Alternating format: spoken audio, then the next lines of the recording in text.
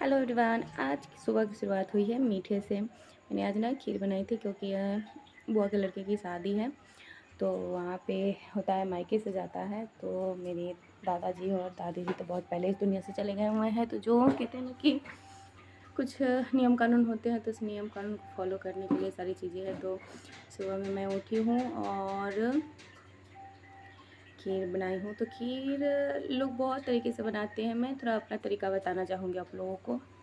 कुछ ख़ास स्पेशल तरीका नहीं है, बस ये है कि मैं ना बनाने से पहले थोड़े चावल को पहले क्या करती हूँ, थोड़े 15 से 20 मिनट रख देती हूँ। और एक चीज़ का ख्याल रखिएगा ना, तो आपकी जो ये कहते हैं ना, बहुत से लोग खीर बनाते हैं ना, तो उसकी गाढ़ी खीर नहीं हो पाती है।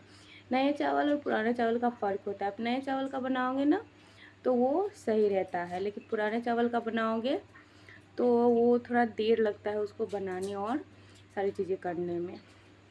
तो ये नए चावल है, नए चावल के कुटे हुए रहते हैं ना, बहुत अच्छी। आप लोग ऑलरेडी देख रहे हो कि थोड़ा टाइम ही नहीं लगा है और ये पूरी तरीके से गाढ़ी हो गई है। और जब वो प्रॉपरली बन जाएगी तो ये बहुत ही अच्छी बनेगी। तो यहाँ पे मैंने फिर पूरी की तैयारी की। पूरी खीर बनने के बाद हम इधर पूरी की तैयारी करने चले आए हैं। तो मेरे चने का दाल है ना, कुकर में 2 सीटी लगा कर उबाल दिए थे, और उसके बाद इसको अच्छे से मैंने 2 बार उसको मैंने ग्राइंड किया, क्योंकि तो अच्छे से 2 बार मैंने ग्राइंड किया। उसको ग्राइंड करने के बाद ना पहले टाइम में ना थोड़ी सी ये हो गई थी, थिक हो गई थी। तो उसको मैंने बाद में थोड़ा सा क्या किया था, बाद में फिर उसको थोड़ा सा ठंडा होने के बाद दोबारा उसको मैंने अच्छे से किया, तो वो पूरे एकदम से अच्छे से पीसे। क्योंकि ये ना ये दानों थोड़ा सा अच्छे से पीसना ज़रूरी है। ये थोड़ा सा ये थिक हो गया था, थिक होने के कारण ना ये अच्छे से ना वो नहीं हो पाई थी एकदम, जो क्या कहते हैं ना कि चूरे की तरह होनी चाहिए, तो ये चूरे की तरह नहीं हो पाई थी। लास्ट में मैंने जो दोबारा किया तो ये चूरे की तरह। तो यहाँ पे मम्मी का दोपहर में आया था एक पार्सल, साड़ी ऑर्डर की हुई थी, और ये इतना बकवास था, ये देखते ही ना वहाँ पे पापा भी कुछ बोल रहे थे कि किसका है क्या है, तो मैंने मम्मी मंगाई हुई है। तो ये ना इसका ना पिक्चर बहुत अच्छा था देखने में, और ये क्या कहते हैं, इतना क्वालिटी इसका ख़राब था कि कुछ कहने लायक नहीं। मैं माँ भी लाइन पे ही थी। दिखाने में बहुत अच्छी दिखाती है, लेकिन वो चीज़ उतनी कम रेंज में नहीं मिलती है। ये बात एकदम पविचली सही है, ये गलत नहीं है। ये कपड़ा रिटर्न हुआ, क्योंकि एक चीज़ है, कभी कभार होती है ना कि ऑनलाइन आप सामान मंगाते हो तो कभी बहुत इतनी अच्छी आ जाती है कि दोबारा दिल करता है कि नहीं अच्छी होगी, और ये मंगाते हैं। यहाँ पर मिठू और मैं खूब सारी मस्ती कर रही थी। जब भी मिठू को बहुत मस्ती होता है, ये ऐसे सामने की तरह ऐसे कर रहा था, तो मैं भी इसके साथ करने लगी थी। पहले वाली वीडियो में नहीं डाली हूँ, छूट गया है, नहीं तो 2 वीडियो इस तरीके की है। तो दोनों पहले मिठू ऐसे ऐसे कर रहा था, तो बाद में मैं करने लगी थी। तो और ये ऐसे ही मैं जब वो करता है तो सही है, अगर मैं करूँ तो गलत है। वैसे ये क्या करता है, बदतमीज़ी करने का स्टार्ट कर देता है और भाग जाता है, और ये भाग गया, और ये कोई बात भी नहीं सुनता है। आई होप मैं इतना इसी के साथ ब्लॉग की आज करते हैं एंडिंग, और फिर मिलते हैं कल। आई होप सो कि अब आप लोगों को मेरी आवाज़ क्लियरली सुनाई दे। मैंने फुल कोशिश की है कि मैं थोड़ा लाउडर बोलूँ और आप तक मेरी आवाज़ जाए। आज थोड़ा उदास हूँ क्योंकि सब शादी में गए हैं। ये मत समझिएगा कि मुझे कोई ले नहीं गया है, सब गए हैं, मैं नहीं गई हूँ। मैं नहीं गई हूँ क्योंकि बहुत वजह है नहीं जाने का। सबसे पहले कि भी गर्मी का टाइम है, और मिठू है ना बहुत बदमाशी करता है, बहुत ज़्यादा, और बहुत सी ऐसी बातें भी है। तो बस मैं इसीलिए नहीं गई हूँ। ऐसा नहीं कि मुझे कोई ले नहीं गया। मम्मी बोली थी कि पापा के साथ आ जाना, मैं नहीं गई हूँ। मुझे और पता नहीं सुबह से ही इतना हेडेक हो रहा था ना, बहुत ज़्यादा हेडेक हो रही है। तो अब कहते हैं ना, खैर इस दुनिया में किसी के दर्द से किसी को कोई फ़र्क नहीं पड़ता है, लेकिन इतना ज़रूर है कि आपकी ज़ुबान कुछ ना बोले, लेकिन आंखें सब कुछ बोल देती है। आंखें हर बात की गवाही देती है। मैं खुद नहीं जानना चाहती हूँ किसी चीज़ में। पहले जितना ही शौक़ था, जितना ही सब जगह मैं जाती थी,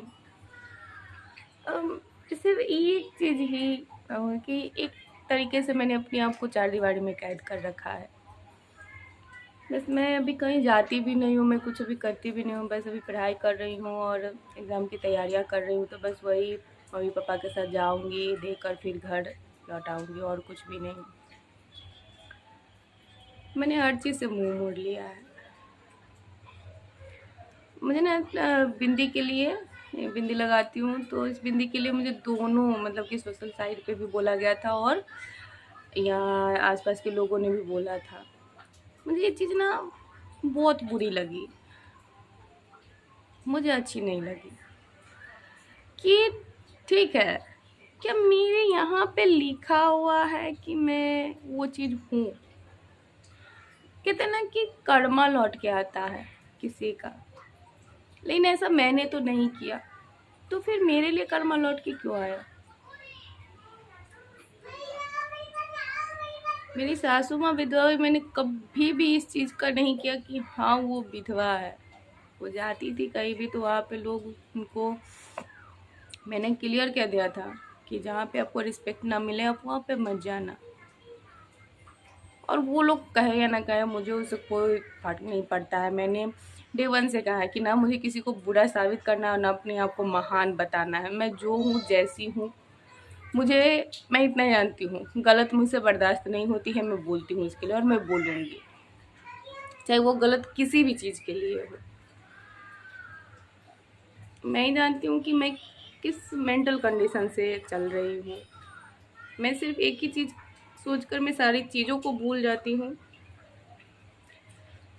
कि मेरे बाद मेरे बेटे का कोई नहीं है। मैं जानती हूँ मेरे परिवार वाले उसे बहुत प्यार करते हैं, लेकिन उसे एक छोटी सी खरोच लगती है या कुछ भी ऐसा होता है ना, वो ममा ममा करते मेरे गले से आके लिपट जाता है और कुछ भी नहीं बोलता है।